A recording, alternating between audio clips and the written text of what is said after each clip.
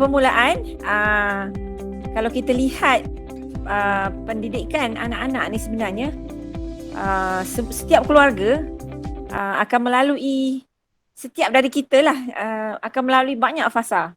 Kalau kita lihat, kita sebenarnya mengalami pengajian sepanjang hayat. Bermula dari sejak lahir, tapi secara konteksnya, kita melalui fasa sebelum bersekolah, iaitu daripada usia 0 hingga 4 tahun, sebelum kita masuk ke pra-pendidikan. Usia yang 0 hingga 4 tahun ni, dari lahir ke 4 tahun sebelum masuk kepada persekolahan, sebenarnya juga melibatkan kos.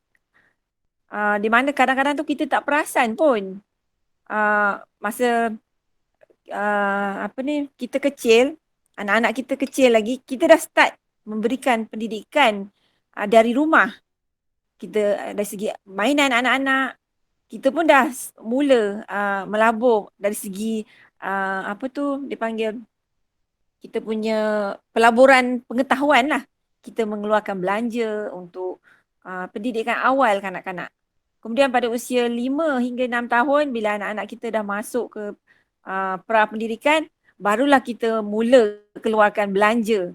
Sebab pra-pendidikan ni dah memerlukan bayaran yuran sekolah, yuran tadika lah.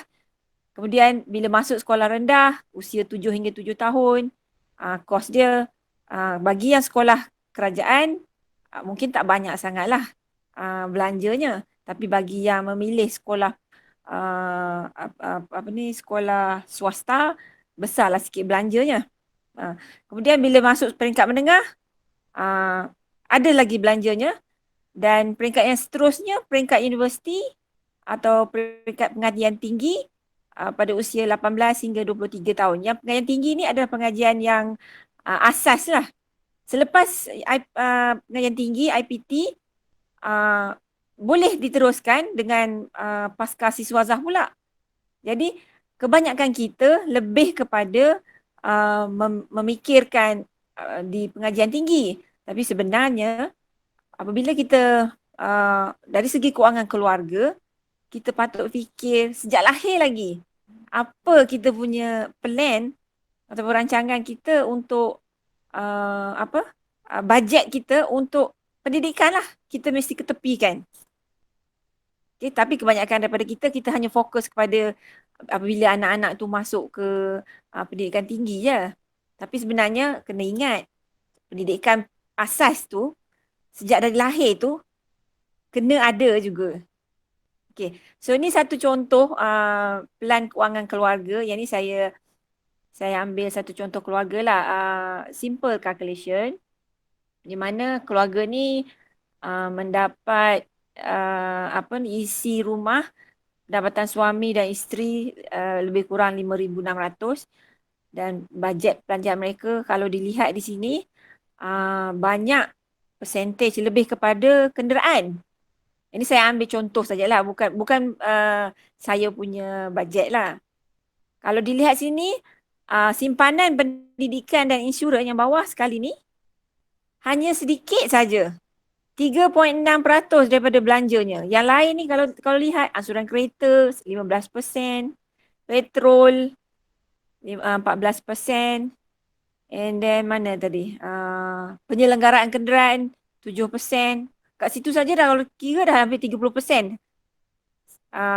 Kalau yang baiknya tentang perbelanjaan yang saya ambil ni, yang bagusnya dia allocate hampir 15% daripada pendapatan isi rumah untuk ibu bapa sebagai tanggungan keluarga.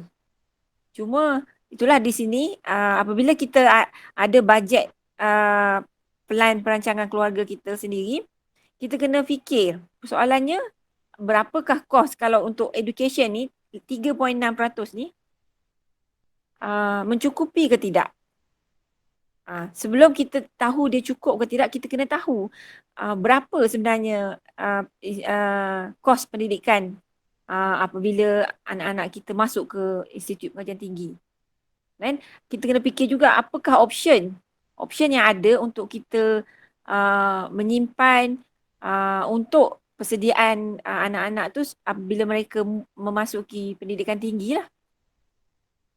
Okay, kalau kita lihat even dalam teaser, dalam intro program keuangan pun ada forecast mengatakan setiap 10% increment every year dalam 7 tahun dia akan double dan jadi 4 kali ganda apabila tadi ada kan saya nampak. So memang betul lah. Dan kalau kita lihat kos pengajian di IPT, saya ambil jadual ni, saya search dan kalau kita tengok kat sini ada 2 jenis IPTA, kemudian ada 2 IPTS. IPTS yang pertama ni yang kolaborasi macam ataupun government link IPTS. Contoh macam Uniten. Yang ni IPTS yang memang totally IPTS lah. Institut Pengajian Tinggi Swasta yang tidak mendapat support daripada government. Kalau dilihat kos pendidikan tu bergantung kepada bidang pengajian. Kalau dilihat sini pengajian perniagaan, undang-undang, kejuruteraan, pengajian perubatan lah yang paling tinggi. Okay. Sastra agak rendah lah berbanding. Dan kalau di luar negara, kosnya akan jauh lebih mahal lah berbanding dengan pengajian di IPT tempatan. Okay. So kalau oleh yang demikian, kesinambungan daripada kos pengajian tinggi ni, memang Keratan Akhbar 24 Jun 2019 memang menggambarkan kos pengajian memang bukan dijangka naik, memang akan naik punya. Dia tak akan turun. Sentiasa menaik. Kalau lihat sini, doktor perubatan yang paling tinggi lah. Okay. And so matlamat kita ialah untuk menyediakan anak-anak kita pada peringkat universiti, kewangan untuk pengajian mereka cukup. So apakah option-option yang kita ada? Simpanan.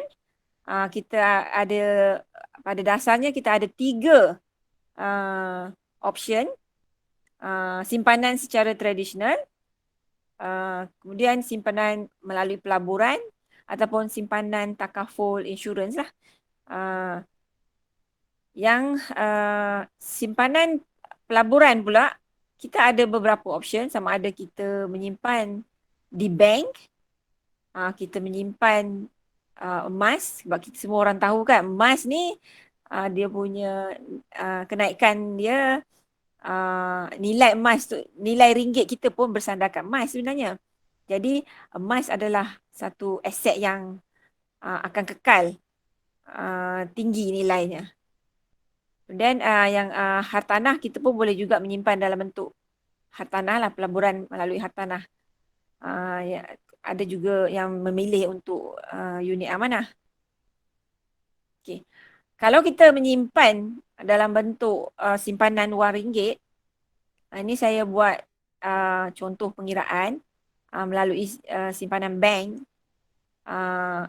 Apabila seorang anak lahir, kita buka akaun untuk dia, kita buat saving sebulan 100 untuk satu anak.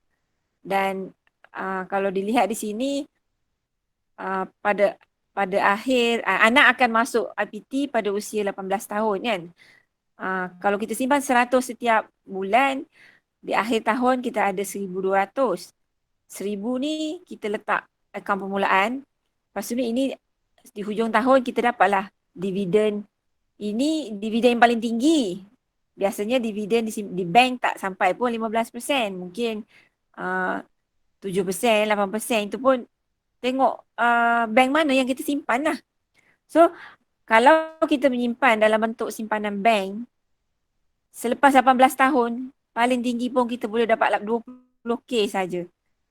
Soalannya cukupkah 20k ni untuk anak? Untuk education dia? Saya rasa memang tak cukup lah. So kalau kita menyimpan, lahir je anak, kita terus buka akaun. Katalah kita tak dapat idea tu awal. Bila anak dah umur 5 tahun, baru rasa perlunya menyimpan. Jadi kita hanya tinggal 13 tahun saja yang boleh menyimpan. Kalau tengok 13 tahun, paling tinggi pun kita dapat kumpul 15K. Kalau lambat lagi, anak dah umur 10 tahun dah nak habis sekolah rendah, barulah terpanggil untuk menyimpan, kita hanya ada 8 tahun saja. Lagi sikit, tak sampai pun 10K. Definitely tak akan cukup lah. Jadi mungkin option menyimpan melalui simpanan bulanan dekat bank, orang kata tak berbaloi lah, tak akan cukup lah. Okay. Kalau kita menyimpan melalui hartanah pula, ini bergantung kepada kemampuan keluarga tu sendirilah. Setengah orang mampu untuk membeli hartanah. Jadi kita ada option, kalau kita mampu, kita boleh buat ini, option yang baik. Beli tanah atau beli harta 250K, contohlah pengiraan yang ni, pada usia dan kita tahu kenaikan hartanah ni di antara 5 hingga 10% saja. Nilai hartanah kita, jika kita, bila anak tu dah besar, anak dah nak masuk IPT, sama ada IPT dalam negara ke luar negara ke, kita boleh cairkan simpanan kita dalam bentuk hartanah tu, kita jual dan kita dapat pulangan. Contohnya kalau kita simpan setelah 10 tahun, kalau kita lihat daripada 250, nilai hartanah kita dah menjadi double, 500. Kita boleh tolak kita punya baki pinjaman kita, dan insyaAllah lah cukup. Dan saya honestly, saya tak sempat menyimpan dalam bentuk hartanah, tapi saya tahu rakan-rakan saya yang mana mereka bermula awal, memang ada kawan saya, memang dia buat satu anak, dia beli rumah. Anak yang kedua lahir, dia beli rumah. Mereka ada rezeki yang lebih lah pada masa itu. Macam saya hanya mampu membeli rumah apabila anak dah ada anak yang ketiga baru boleh beli rumah. Jadi, tapi cara saya lain lah. Saya ambil option simpanan sendiri dan juga insurans lah. Yang mana insurans ni akan disentuh oleh panel kita yang seterusnya lah. Jadi, option yang ketiga yang saya nampak, simpanan insurans pendidikan lah yang lebih, orang kata, sistematik, caruman bulanan yang tetap, dan yang pentingnya dengan simpanan insurans pendidikan ni, simpanan untuk pendidikan anak-anak tu lebih terjamin, di mana kita ada perlindungan terhadap pembayar dan juga perlindungan terhadap anak yang dibayar itu sendiri. Jadi saya tak nak sentuh detail lah sebab panel kita yang seterusnya nanti akan sentuh lah. Jadi apa yang saya kongsikan tadi sebenarnya adalah pencetus idea untuk kita memikirkan apabila kita nak menyimpan, kita kena ada pelbagai kaedah. Kita tak boleh letak, orang putih kata apa? Don't put all eggs in the same basket, right? Jadi kalau tak menjadi, kalau rosaklah semua telur tu. Apa yang saya bentangkan ni, rakan-rakan peserta yang lain dapat idea lah bagaimana kita, sebab apa yang penting bila anak kita lahir, kita kena fikir lah jauh ke depan, bila dia nak masuk sekolah, masa prasekolah dia, masa sekolah rendah, sekolah menengah, sampailah ke universiti. Sebab sampai ke universiti, itu wajib ibu bapa yang menyediakan. Selepas di universiti, apabila mereka nak melanjutkan pelajaran ke pasca siswaza, terpulang kepada mereka.